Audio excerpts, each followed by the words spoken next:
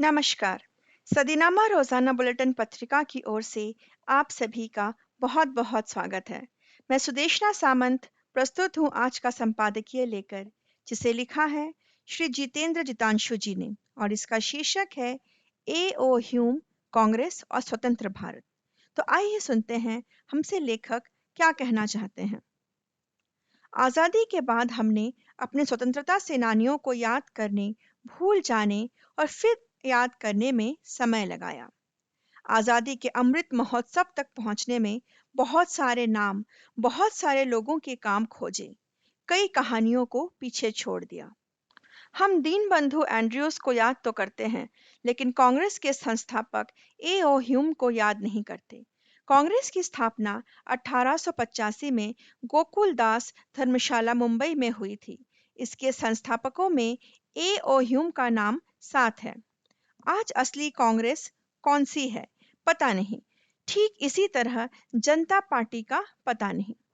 एओ Hume में हम सिर्फ इतना जानते हैं कि वे जवानी के दिनों में इंडिया आए थे और इटावा उत्तर प्रदेश के कलेक्टर थे।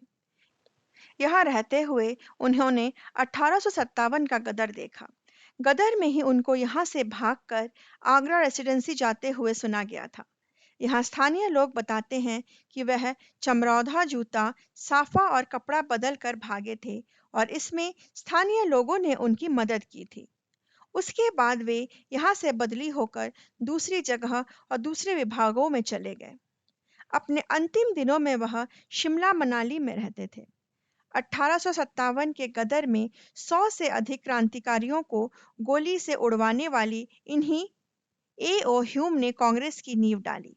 वे अच्छे पक्षीविद थे और भारत पर काफी लेख लिखे हैं। इन लेखों के बारे में ज्यादा जानकारी के लिए जब हम खोज खबर कर रहे थे, तब पता चला कि इटावा शहर में चंबल आर्काइव्स नाम का एक संग्रहालय है। प्राइवेट है। इसे कृष्णा पोरवाल नाम के सज्जन व्यवस्थित करते हैं। यहाँ जाने पर हमें उन्हें उनके सिलेक्टेड वर्क की एक कॉपी मिली। म्यूजियम के कर्ता धर्ता ने हमें यह भी बताया कि नौकरी के आखिरी वर्षों में उनका झुकाव भारत की स्वाधीनता की ओर हो गया था और इसमें वे लगे हुए थे, जिससे कुपित होकर अंग्रेजी राज ने उन्हें नौकरी से हटा दिया। उनके बाद भी वे लंदन नहीं गए और यहीं पर रहकर उन्होंने काम करने का निश्चय किया। उन पर प्रामाणिक जानकारी के लिए आम आदमी की पहुंच दस्तावेजों तक नहीं है और ना ही संसाधन है। कांग्रेस भी अपने को 138 साल की कहती है, लेकिन इंदिरा गांधी से आगे नहीं बात करती। जो सूत्र मिले उनसे पता चलता है कि कोई बेटा नहीं था, उनकी कोई बेटी भी नहीं थी। उनके जीवित रहते ही उनकी पत्नी चल बसी थी। अपने आखिरी दिनों में वे शिमला में बस गए थे। उसके बाद उनके शिष्यों ने उनके काम को आगे बढ़ाया। हम यह मानकर कि युद्ध में सब जायज है और व्यक्ति के उसके अलग अलग चरणों में किए गए काम को देखकर आंकलन करना चाहिए। हम इसी तरह समझ सकते हैं कि बाल गंगाधर तिलक को जेल से रिहा कराने वाले जिन्ना बाद में पाकिस्तान के कायदे आजम बनते हैं।